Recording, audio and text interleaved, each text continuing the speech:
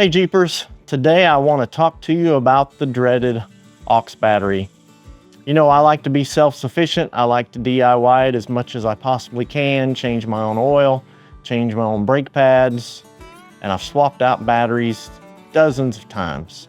So I really didn't think this was going to be a big deal. This is my first vehicle with an aux battery, so I did a little research to find out where it was, what was the best way to get to it, but I kind of left it at that.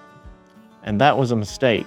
So I want to talk to you today about some of the problems I created in doing it the way I did it, and offer some suggestions on maybe a better approach. And then I'd like to just open it up for discussion about the aux battery delete.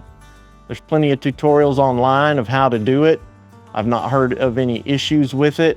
At this point, I don't think I'm going to do the delete as long as my factory warranty's in place, but as soon as that's gone, that aux battery's gone with it. So in locating the aux battery, it is beneath the main battery. You have to remove the main battery. You have to remove the fuse box, or the power distribution box as they call it.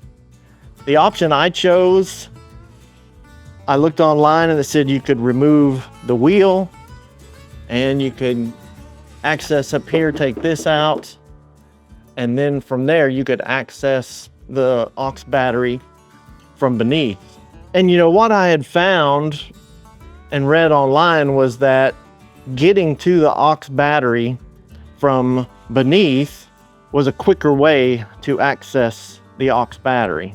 And while that may be true, if you go the route of removing the main battery and the fuse box, that may take a little more time, but gravity is going to be working for you instead of against you. What I found going up underneath was that the weight of the aux battery, although it's smaller than the main battery, it still has some weight to it, and you have to support it while you're attaching the cables.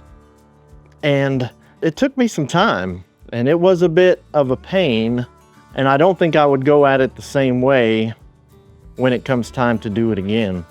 And maybe more importantly, the main battery and the aux battery are wired up in a parallel circuit. So that means even when you unhook the positive and negative on the main battery or the aux battery, if you only unhook one, you've still got electricity flowing through those cables, and you have to be mindful of that. And that bit me because I did not research enough and dig into it enough to understand that before I went into this process. So by going in from underneath and removing the aux battery, removing the cables, I thought I was in the clear. And at some point when I was trying to put the new battery in place, I arced those cables. And once I got everything buttoned up and put back in place and went to start up the Jeep, that's when I started finding the trouble. Trouble I had, the Jeep was giving me the warning that the relay for the starter had welded itself shut. I can't remember the exact terminology it used. It was stuck closed or something along those lines. But because of that, my starter no longer worked. And so then I jumped in and did a little more research and found I could pull the relay and tap on it, and maybe that would open it back up. But then when I went to put this relay back in place, I heard more electrical sizzling going on. And then when I went to start the Jeep, almost every system in the Jeep was throwing off a warning. The computer was not connecting. The ABS was not reading properly. The starter was still malfunctioned. And at that point, I thought, oh boy, I have done it. I have blown out or destroyed or fried my fuse box. And so I started investigating that and found out that this power distribution center or fuse box is around a $600 part. And that was not an expense that I really even wanted to think about. You know, from changing my aux battery to all of a sudden I've done $600 worth of damage to my Jeep that I'm gonna have to take to the dealer and have them fix it which was going to just tack on more expense to that. But fortunately, in researching that, I found out some good information. Some information that saved me probably well over that $600. I found out that here at the end of the fuse box or the power distribution center, there's a bank of fuses with all these negative leads coming in. And I found out that most likely I had blown one or more of those fuses coming into the fuse box. And I knew this relay was bad. And so I went online. There's a part number on that fuse, and I'll show you a picture of what it actually looks like when it's out. But there's a part number on there. If you find yourself in this situation, make sure you go online with the part number. I got it on Amazon. Mine was $18. This relay, I think I bought four of them for, I want to say it was $12. It was close to $30 for the fuses and the relay. And I got four of the relays.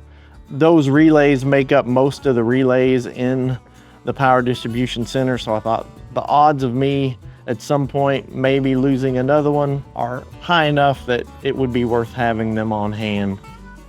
So with that being said, if you need to swap out your aux battery, and also what I found out is you need to swap the main battery whenever you swap the aux battery.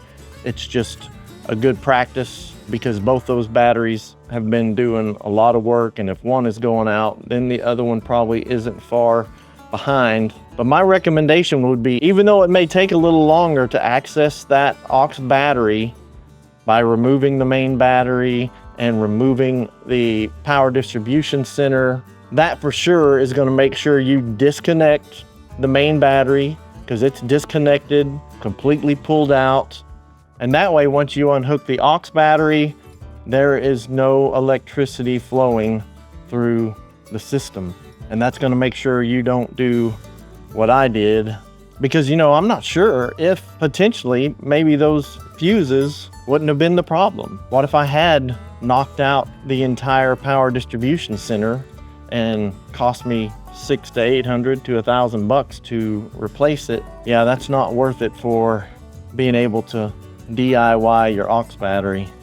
Well, that's it, guys. Just a short little video talking about this aux battery, the mistakes I made that will hopefully help you to not make the same mistakes. And I'd love to hear your comments down below about the aux battery delete. Have you tried it? Is it a good idea? Have you heard anything negative about it? Because at some point, I definitely want to delete that aux battery. Thanks for watching the video. If you found it useful, please like it. If you enjoy our content, please subscribe to the channel. We're working really hard to get monetized so that we can go out there, create more videos, and bring y'all content that is helpful and beneficial to you. Let's go off-roading.